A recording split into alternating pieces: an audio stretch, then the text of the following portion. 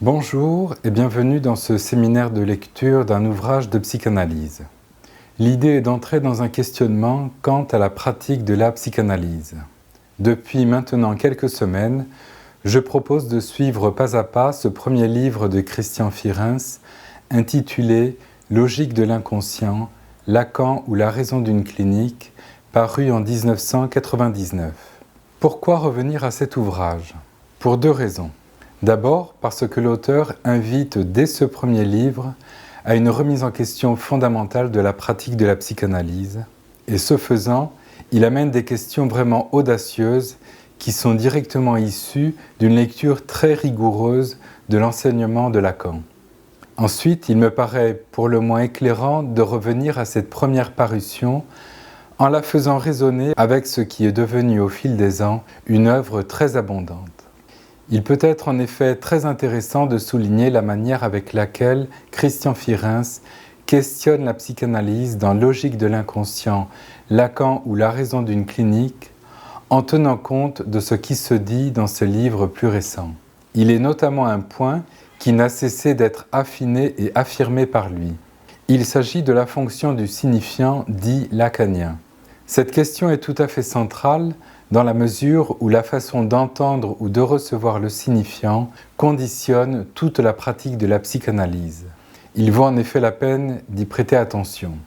Dire, comme le fait Lacan, que le signifiant est ce qui représente le sujet pour un autre signifiant, et en même temps que le sujet est ce qui est représenté par un signifiant pour un autre signifiant, nous introduit d'emblée à une logique en mouvement, une logique de transformation qui désigne un processus d'identification, un faire, plutôt que l'identité elle-même.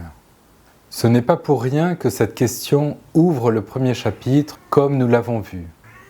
Ce n'est pas pour rien non plus que Christian Fierens y reviendra quelques années plus tard, notamment en 2022, avec la parution de Lecture de l'identification de Lacan, de l'utopie d'identité au moteur de l'invention, lequel livre donne une portée supplémentaire à ce chapitre premier que nous sommes en train de lire. À ce titre, il est tout à fait opportun de les lire ensemble. On se souvient que la structure du schéma L de Lacan introduit deux types de langage opposés et pourtant intimement intriqués, correspondant à deux types de différences du signifiant. C'est la raison pour laquelle je puis dire la dernière fois que la différence, au sens courant du terme, découle d'une autre différence qui est tout à fait essentielle, dans le sens où la différence propre au langage de la connaissance, la différence synchronique, vient réduire ce qu'il en est de la différence propre au langage de l'inconscient. La différence synchronique situe un signifiant par opposition à ce que ne sont pas les autres signifiants, tandis que la différence diachronique opère par déformation dans le signifiant jusqu'à le rendre différent de lui-même. Et il est tout à fait important d'insister sur le fait que le processus psychanalytique repose exclusivement sur cette différence diachronique qui fait le signifiant différent de lui-même, en le libérant de son référent ou de sa signification, bref, de sa dimension proprement imaginaire. Comme l'énonce l'auteur, avec la différence diachronique, il ne s'agira plus de l'opposition de deux signifiants, mais du devenir d'un seul signifiant. Je tiens encore à préciser que par la suite, Christian Fierens parlera surtout de signifiants linguistiques ou du signifiant saussurien, ou encore première conception du signifiant à propos du signifiant alors considéré dans la perspective de la différence synchronique, c'est-à-dire la différence propre au langage de la connaissance. Et il parlera de signifiant lacanien ou deuxième conception du signifiant à propos du signifiant dans la perspective de la différence diachronique, c'est-à-dire la différence propre au langage selon la logique de l'inconscient. Cela peut paraître redondant et pourtant, même aujourd'hui, cette démarcation fondamentale est loin d'être assimilée. Ce point est important dans la mesure où la prise en compte de la fonction du signifiant conduit à des pratiques psychanalytiques non conciliables. Cela étant dit, entrons maintenant dans la troisième sous-partie du premier chapitre, qui va de la page 24 à la page 28. Il s'intitule « La différence synchronique entre deux signifiants ». Entre deux signifiants est ce qui définit ici la différence comme relation d'opposition selon le principe de différenciation propre à la langue. Ainsi, l'auteur prend l'exemple du couple A-B. A se définit de n'être pas B et B de n'être pas A. Cette conception linguistique pose le signifiant comme un élément qui précède tout discours, dans la mesure où il est disponible dans la langue indépendamment de la manière avec laquelle il trouvera à s'articuler en discours. Il n'en va pas de même concernant la différence entendue au sens psychanalytique. C'est la raison pour laquelle Lacan reprendra l'algorithme de Ferdinand de Saussure en le remaniant de façon à inscrire la différence dans le signifiant qui entraîne la production d'un effet de signifié dans le discours et dans l'intersubjectivité des locuteurs. On se souvient de l'apologue lacanien du petit garçon et de la petite fille dans un train arrivant en gare. « Tiens, dit le frère, on est à dame. »« Imbécile, répond la sœur, tu ne vois pas qu'on est à homme ?» Et Lacan de dire dans l'instance de la lettre dans l'inconscient, « Homme et dame seront dès lors pour ces enfants deux patries vers quoi leurs âmes, chacune, tireront d'une aile divergente. » L'auteur mentionne encore un autre exemple bien connu, celui du rêve de la spirituelle bouchère de Freud, qui met en jeu l'opposition des signifiants caviar et saumon. Laquelle opposition serait censée situer la bouchère en fonction de son ami, le caviar et le saumon, représentant respectivement leur plat préféré. Christian Firens de préciser « Le signifiant, à la condition expresse d'être quelque peu libéré de son signifié et de son référent habituel, produit un effet de discours et détermine une opposition articulée entre les deux amis. Par ces exemples, nous entendons clairement que la différence synchronique entre deux signifiants introduit une différence entre les signifiés possiblement teintés d'intersubjectivité. Je cite à nouveau l'auteur. « Cette différence produit un effet de signification, elle introduit une positivité qui peut être analysée et interprétée. La pure différence entre ces signifiants devient ainsi opposition entre les deux signes selon la terminologie de Saussure.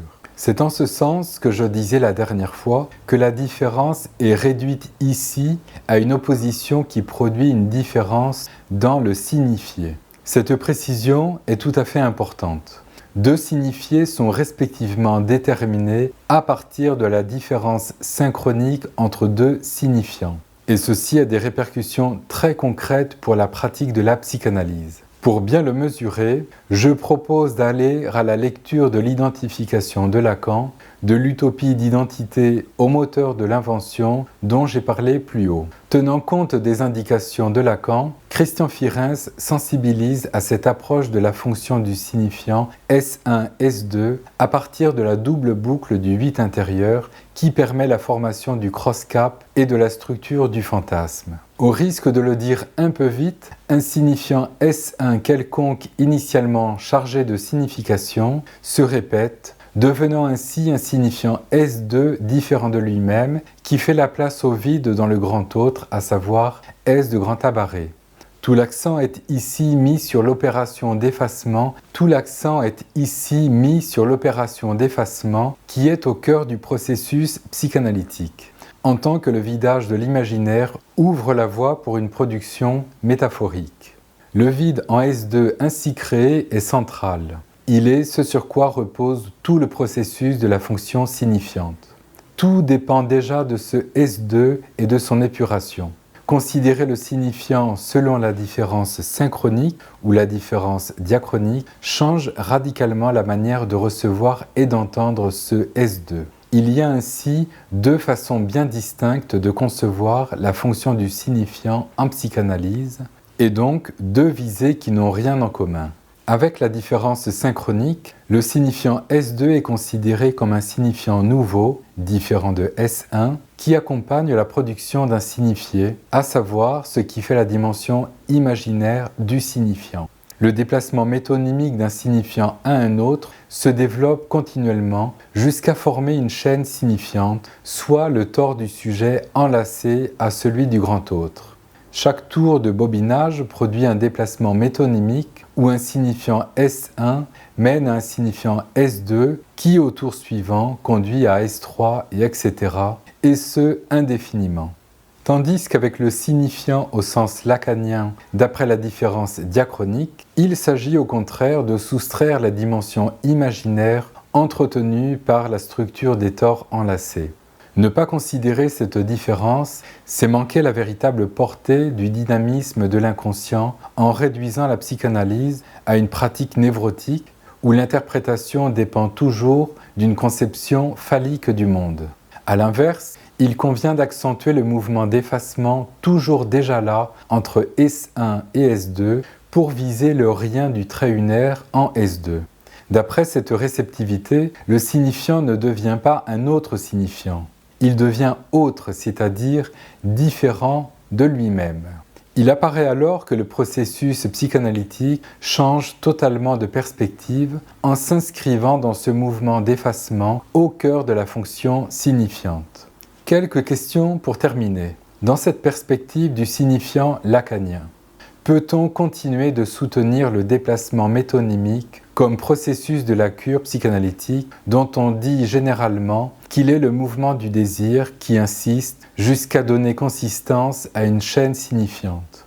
Le risque n'est-il pas grand de continuer de faire dépendre le désir d'un grand autre imaginairement consistant au détriment de la logique de l'inconscient qui, avec la fonction du signifiant S1-S2 et le mouvement du 8 intérieur, situe le désir en fonction de ce que Christian Firens nomme le principe de jouissance, à savoir une ouverture sur l'inconscient dynamique et créateur. Voilà pour aujourd'hui. Je vous donne rendez-vous mercredi prochain pour une nouvelle émission consacrée aux pensées poétiques de Hölderlin et mercredi dans 15 jours pour la suite du dialogue avec le texte psychanalytique. Au revoir.